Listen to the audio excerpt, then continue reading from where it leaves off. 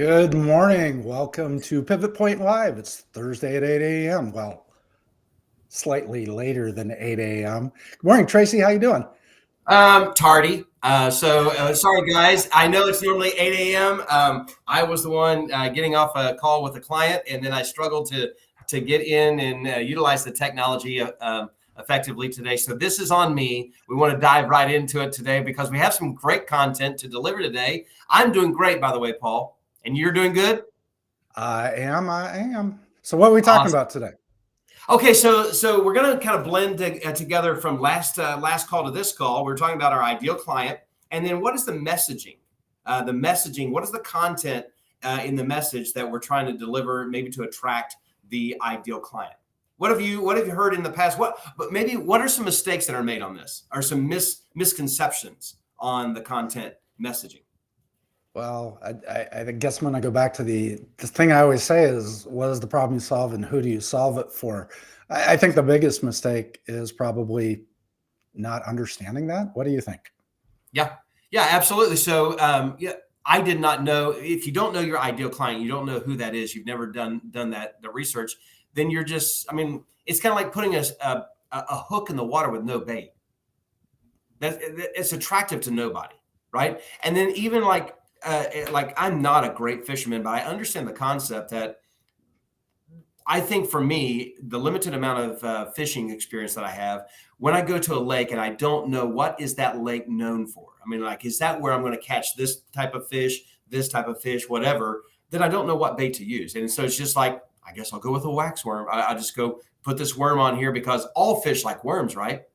So not knowing exactly, I mean, like, I don't know how to bait the message. And so, like, when you don't know how to bait the message because you don't know really, I mean, like, you haven't done the hard work of knowing, okay, this is the problem I solve, but then we're moving forward. Okay, I'm solving it for this person. How does this person going to react when I put this hook, this baited message out there? If it's not speaking to the issues that they have, then they're not biting. And then I'm gonna believe there's no more good clients out there, or all the good fish are taken. No, there's not even any fish in this lake. So let me ask you this, Tracy, because we're talking a lot in metaphors here. I want to kind of bring this down to brass tacks because you do a lot of restaurant consulting, as it were, and I know there's such a diversity in problem you solve and who you solve it for in the restaurant industry. Let's take a little modeling from your perspective. So you Okay. go in, you go into a restaurant, you pick the type. I don't. What what do you do? What do you do to help someone deal with this? To Understand help them deal with their messaging. to understand their messaging. Yeah, that's what we're ultimately talking about. Yeah. So if the restaurant, so we're talking about the restaurant is not me, my business trying to speak to them, but them trying to speak to their ideal customer. That is correct. That's 100% correct. You're helping them, so you're working with them on their messaging, how their marketing is, who their you know who their target client is. So talk to me about the steps that you go through. Yeah. So, like, first, I'm going to ask exactly those questions about, like, hey, who is it that you love coming in here? What qualifies an ideal client for you? So, if I took for example, Chick-fil-A. Chick-fil-A is like, they're ones that pay full price. They don't have to be pumped up, primed up, pampered to come in because they love the quality of the food. They love the hours that they're open. I mean, they're not pushing them. They're not like, hey, we had to increase the prices because everybody had to do that. In fact, Chick-fil-A, I think 3 times last year had to boost their prices. And guess what? They still hit symbol. They're a big target for their store. Even though, I mean, like, no one said, like, hey, you raised it. Hey, this used to be 15 cents less, and now it's 15 cents more. I'll never come back here again because that it was never about price to them. So they're about, like, their ideal client comes in because they feel that they belong and so forth. So I'm gonna start there, but then understanding, like, there's always going to be a people issue. If the people behind the counter are not those people that are endorsing those values, then obviously there's going to be a breakdown. But I think that's where it starts, just understanding their messaging from the leader. What kind of person do you love? Like, give me that name. Who's that name? Oh, it's Mr. Morgan. When Mr. Morgan comes in, like, okay, tell me about Mr. Morgan. Well, he comes in for breakfast every day. He comes in, well, 5 days a week. He's coming in 5 days a week. He's ordering the same thing from the menu. I mean, like when he comes in and we know him on a first name basis, he never has said anything about the price changes or anything like that. And we're thinking about that's your ideal customer because we've done something that's brought him in. That's in short, I'll start with that name and then they begin to describe that person to me. And then we start to develop that person. So how do you find the data on that person? Let's say you're not a Chick-fil-A. You don't have 400,000 locations. You're not going through shrinkflation and trying to grow smaller chickens. You're just opening the doors. Okay. How do you find that person? What do you do to understand the demographics in the area that you're opening your restaurant at? Oh, okay. Now that's a great, because we're talking about a startup. I mean, we haven't even opened the door, so we'd have using Chick-fil-A. They've done all the work that I'm talking about, or that I want to get to give people, an idea of how to go about this. So let's go with a startup because nothing's done. You're in, there's no information. Yeah. So what do you do? Then, okay, so what helps you decide what your menu is going to be? That's the number one thing in the restaurant. If barring, I'm going to open, a restaurant because I grew up learning how to cook this kind of food. How do I develop a really targeted menu and target customer from scratch? Okay, man, Paul, that's a great line. I'm glad we've taken it this direction. What I found, so I've got two clients. One's a baker, and one's in Italian, and this is amazing. So they're Spanish people, but they love Italian food, and there you go. They're very passionate about Italian food. But their passion is not just putting, they're making their own pasta. I mean, they're creating this whole thing. And so their ideal client is going to be somebody that's passionate about the same things that they're passionate about. And so they're not looking at, they opened this and they opened this up in around the New York City area. And so they're not, I mean, obviously the clientele is going to be big because there's a lot of Italian influence in, Sicily or whatever. So their demographics is going to be pretty large. The baker, on the other hand, she just is passionate about baking goods and being creative with that thing. So she's looking at those that appreciate that kind of quality of work, but she hasn't really defined her demographic, and yet it works. And that's what's bizarre to me. I'm like, the Italian, I mean, they're Spanish people, but they're going after a group that's just huge. And I would think that man, there's enough Italian restaurants in New York. You think? Yeah, exactly. But the demographic is so big, and it's, even though it seems like it's saturated, it hasn't really been untapped. So on both sides, one is passionate about it and has done. They're opening their store in a place that responds well to Italian food. The other one hasn't done any demographic at all, no work at all, but is just passionate about what she does, and her creative approach makes people say, "Man, I want that," because that's a different way to make a muffin. Or that's a different way to make a cake or whatever that she's bringing in. And having no data, just having those creative, that passion is driving her forward. She's only tapping into the people that love baked goods. And so that's a starting place for her. But it's working and she's scaling. Great. So let's move to a different industry then. Just because using a restaurant, and you're talking about a passion for food, and you're going to try to attract your customer base. Mm-hmm. And that's it works in some arenas. You do have to figure out whether you're getting through the newness of a restaurant in an area where everybody's trying it out, and whether it has sustainability over the long term. So that's a question that's obviously only answered in time. This is exactly why I loved this dialogue, because the dialogue, you're absolutely right. When you said you have to outlive that newness, because That's the point where people struggle. So the lady that comes in and she does this baked goods and everything, and everybody loves the newness and like, oh man, that's a different way of doing that. Another restaurant is in the around Philadelphia, and they're in bagels, and they tried out wings, like bagels and wings, but the wings did awesome, but the cost and the time involved in it, it was not sustainable.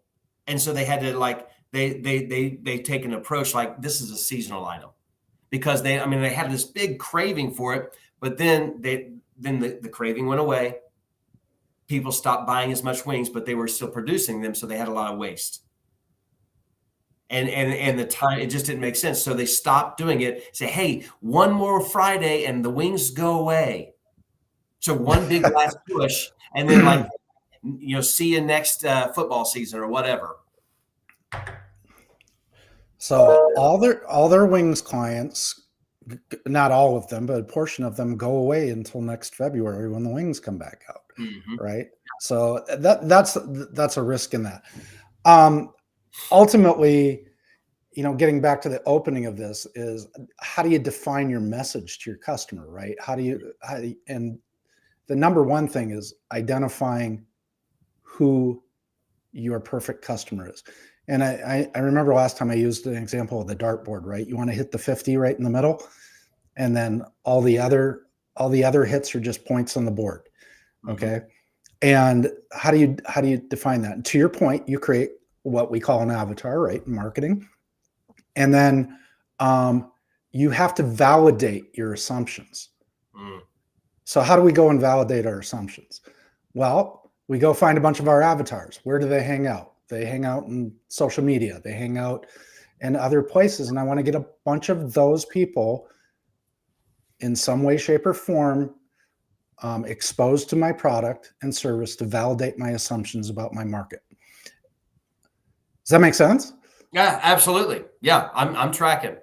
Okay. So why do we do that? Well, if we're selling products and markets on the internet, or if we're trying to attract people to our stores, we're probably going to spend a ton of money on advertising and marketing and all this stuff.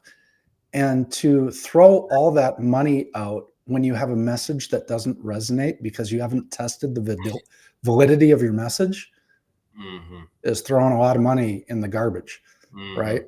So you will need to validate that message by taking and finding people that are your avatar, that perfect customer that you've identified, and validate your messaging.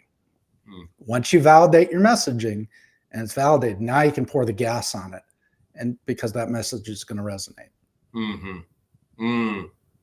I wonder. So validating the message, like we're talking about food service, but I think in like, what is the commonality, whether it's in food service or whatever industry? One of my messagings is I believe that extraordinary customer service is the difference maker in no matter what business or industry that you're in, because that's a commonality, even though the exchange, the transaction may be different. There's like some sales cycles. I mean, like the sales cycle for getting a cheeseburger is so much shorter than selling a house. Right? Yeah. Like, you got 90 days or 45 days at the minimum on selling a house or whatever, but like it's 45 seconds for the transaction for a cheeseburger in a drive-through that's operating, at max capacity. So like, you're validating the message. Like, I think that everybody wants to be treated with honor, dignity, and respect. Yeah, they want that product and they want it quickly or urgency as fast as possible because life operates at speed. But I mean, validating your message, like, don't forget that component of taking care of, your customer with amazement. I mean, like, you're amazing them. So I think, like, for me, I'm going to be leading with that, and like with my product. Well, and one of the things, if you want to go back to restaurants, one of the things that's very important is you identify that avatar, right? Startup. And then you need to do a market study, right? If I'm opening a 5-star restaurant that's $100 a plate on average, I'm not going to open up in a town of 15,000 people. Right. Totally true. Right. So wanna- defining my avatar is extremely important. And then I need to see what my market saturation is. I need to understand, let's say I'm opening up in a town of 60,000 people and there's 7 5-star restaurants in that 60. So the question is, I'm going to need to pull the people that can afford to eat at my restaurant away from those existing restaurants. Is my product, as far as food, good enough and different enough to be an alternative, or am I battling on the same round? So let's say 5 steakhouses, right? Yeah. It's like, if I'm aimed at that target market, I really need to understand what the market density is, because this is a drive-in, this is a seated restaurant, so I need to understand market density, where that market's going. Need to understand how well all the other 5-star restaurants are doing in the area. If all of them are about to close, what is the risk level there, that I'm going into a market that can't, to your point earlier, sustain? I'm going to be really popular the day I open. Yep. And 3 months later, after everybody's, spent their $400 to eat at my restaurant, what's the sustainability plan? How am I going to keep people coming in the door afterwards? Yep. Right. So true. So true. And I know we're more or less talking about brick and mortars. I mean, I was thinking about, like, I wrote this down. Is this the right location to plant my dream? I want my dream planted. I want to work the soil, plant my dream, and let it prosper and flourish. But to your point, if it's a brick and mortar, then there's a lot of strategy and research to where you're not throwing money down the drain that's going to give you this false sense of security for the first 3 months, and then it peters out, and now your dream has become a nightmare. Because sustainability, that's a great term. Just consider, like, can this location sustain the dream? Suppose we're starting up in this virtual, this e-commerce, about the messaging that goes into that, because that would be a different level of research, wouldn't it? Well, I mean, it's the same idea, though. A lot of the marketing, quote, pre-work, is very similar. Number one, what's the problem I solve? Who do I solve it for? Who's that primary customer? Who's that avatar? Where do they hang out? All right. Okay. I come up with that avatar. So here's my 50 on the dartboard. So it's Mary Jo. She's 35 to 50. She likes beauty. I guess I'm selling face cream. She enjoys going to book club. She enjoys pickleball. Okay, so I've defined this. Now I got to go out and find all the pickleball and book clubs out on social media. I get in there. I start to engage with them with my philosophy or messaging concept, and see if I'm getting into conversations, if I'm gaining interest on that. Okay, great. I've just validated that. I got 20 people over the past 5 days that are really engaging with me on this product, and now I'm starting to pull them into my product. This message seems to resonate. Now I've built out my landing pages to get them in. I tighten up my messaging. Now I pour the gas on. I start throwing ads out in increments. I watch my conversion rates. If they're not converting, then I go back. Apparently my messaging isn't resonating well. I go back, I do it again. I get them into the landing page with the new messaging, and then look at my conversion rates. Oh, great. It went up a little bit. Not to industry standards, though. Need to get up to industry. So need to do a little bit more tweaking, go out there with the tweaking. Boom. Now I'm starting to convert at industry. Guess what I'm going to do now? It's time to throw the money at the advertising, because now I've got the track record. I've got the data to validate, as we said before, the messaging. Now I can pour the gas on and start converting and selling my product. Mm-hmm. And the cost of not following, you laid out this beautiful series of events that you do.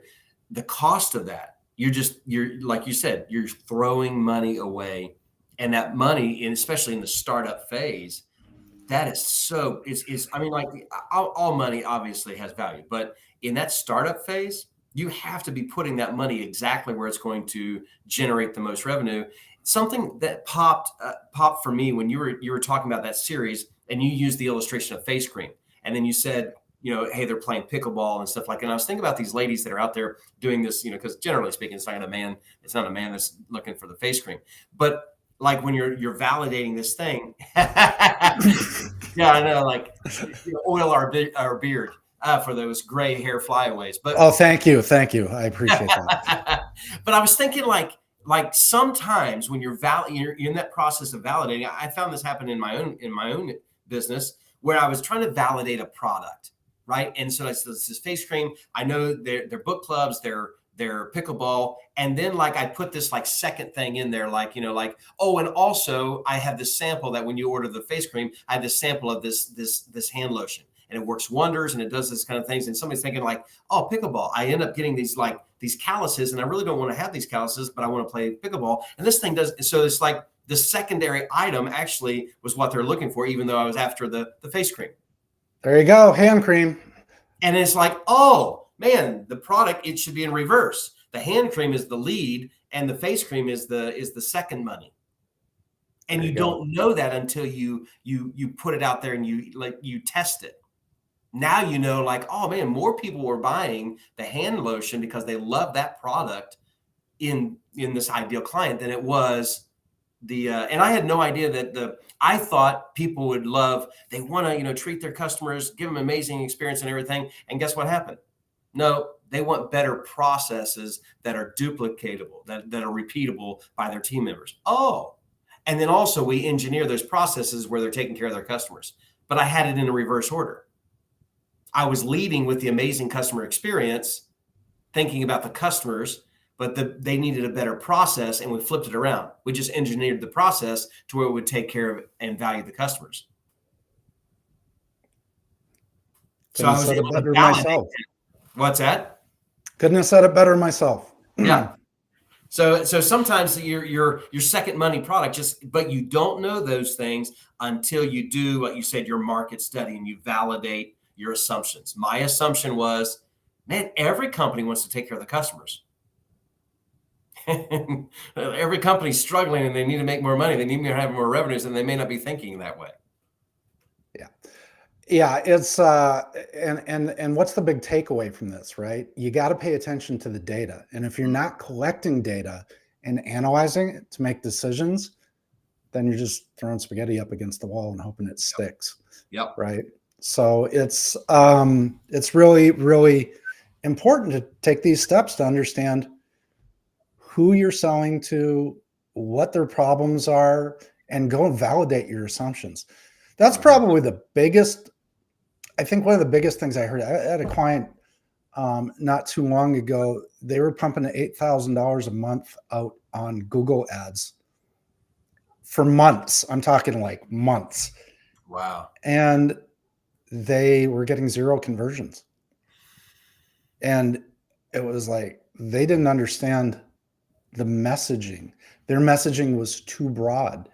They were trying to capture an entire market instead of a bunch of little niches. So everybody was confused by their messaging. And what we did was we went out and we split their message into 3 very specific landing pages with a very tight message to one of the 3 avatars, right? So I always talk about message congruity. Like your message needs to be congruent with your landing page, which needs to be congruent with your purchase page, right? And there's no confusion all the way through. So they had no call out because they didn't understand the who they solve it for. Yeah. Once we identified the who we solve it for, we found that there was 3 very specific avatars. So 3 dartboards instead of 1. Mm-hmm. And we figured out what the 50 looked like on the dartboard for each of those avatars and brought them out. They ended up converting after a month, they were converting at double industry rate because they typed their message down to the very specific avatar. Mm-hmm. You have to pay attention to who you solve it for. There may be multiple who you solve it fors within your product, to your point. And you have to message problem language to those specific avatars so that you can bring them in. A lot of people who have a problem don't know they have a problem. So having a solution for a problem they don't know they have doesn't do anything. Yeah. They have to identify with your problem. Yeah. So I the old approach in leveraging your products of the done with you, done for you, the do it yourself. So you got this like pyramid, and the most expense that you pay is the done for you. But then there's the done with you crowd, and there's the do it yourself crowd. And some people are coming in to your business, and at the base, probably the cheapest products that you have is going to be the just do it yourself. Hey, this is what we've given you. Go out and do it. And here's the YouTube video. Figure it out. And then the do it with, oh, you want my help? Okay, I'll coach you along the way. And then the top is like, oh, you want us to do it? Okay, we'll build all this stuff for you. But there's a messaging in each one of those things because there's a specific group of people that are coming to your business with that in mind. Absolutely. Yeah. Hey, so what's the big takeaways today? The big takeaway for me is like identifying your perfect customer. We talked about that in for a full length episode. And by the way, if you're watching this right now, and you don't know that episode, go back to Pivot Point Live from last week. We touched on that a lot. But then creating validating your assumption. I believed that people wanted an extraordinary customer experience. Well, that's what every business wants to give. And that wasn't true. But I didn't know that until I validated that assumption by going out into the marketplace, doing those studies, offering those things, and to find out, oh, wait, it's actually the reverse is true. There's something else in the marketplace. So for me, it's validating the assumption. Because if you, like the company you said, they were all in. They were all in on their assumption, just believing that, and they weren't following. Maybe they weren't tracking the data, or life's giving you data all the time. We're getting data right now from those that are watching us, asking questions. Life is giving us data, and if we're not paying attention to the data, we're going to miss out on the opportunities of truly serving people what they want. And how long are they really going to stand at the front door if we're not giving them what they want? I'm thinking about the data. What's the takeaway for you? I got to agree with the data. Pardon me. One of the things I would say, you need to find a way to capture the data, right? Mm-hmm. And be able to analyze it. I think if you don't understand, you need to go back to the drawing board and figure out who your perfect customer is. And if you've got 3 or 4 perfect customers, right? You have a product or service that fits a lot of different demographics. Once you figure that out and start looking at your data, then, maybe you need to split your messaging and tie it down and get it tighter with each individual avatar that you serve. Once you do that, then you can streamline your messaging. Can be the same landing page for all 3, but your entry points may be different. Your call outs may be different. Mm-hmm. You might be running 3 very different specific ads calling out very specific avatars. Yeah. 2 things that make ads work, right? Just a solution message does not. Problem language calling out a specific avatar gains interest. Okay. And bringing that to a message congruent landing page and understanding the conversions for each is going to help you be able to adjust your message and your landing pages and your messaging to gain those customers. So I think that's the big takeaway is to go look at your data. And if you don't have data, go do a historical study on what you're doing. Get the data, put it together, and once you do that, the picture is going to unfold in front of you of what you need to do next to scale your business. Yeah, I think you maybe unintentionally answered the question from one of our viewers. How do you usually get your audience attention by your message? Yeah, I think I just answered that. I think you just answered that. I don't know if you saw that message on there, but that question, you just nailed that. By your takeaway. Yeah. So that's great. All right. We are at the end, my friend. Yes, absolutely. That's So I hope that was a big service for. I love our discussions. I hope that was a big service for those our viewers that write those things. By the way, our viewers out there, is there something that you're looking to know more of from Paul and myself? We would love to know that. So make sure you put in the comments of things that you'd like to know more about for your business that would serve you specifically. We'd love to speak into those. outstanding. Well, it's another Thursday, and we will see you next week. Same bat channel, same bat time. Pivot I Point look Live. forward to it. Look forward to it.